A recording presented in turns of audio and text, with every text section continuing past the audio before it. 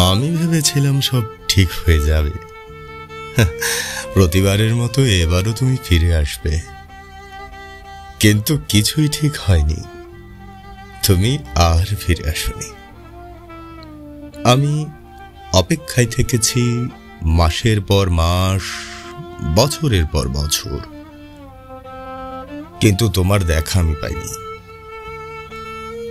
আজ ভরা পূর্ণিমার রাতে আমার মনে কেন ঘুটঘুটে অন্ধকার, তা যদি তুমি জানতে, তাহলে হয়তো তুমি তুমি ফিরে আসতে।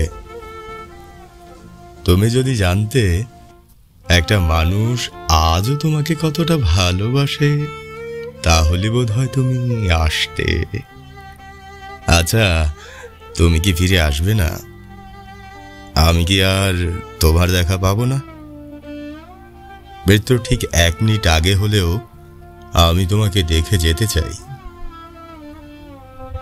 জানিয়ে যেতে চাই পৃথিবীতে একজন মানুষ ছিল, সে কতটা তীব্রভাবে তোমাকে ভালোবেসেছিল আর কতটা আফসোস নিয়ে চলে গেছে।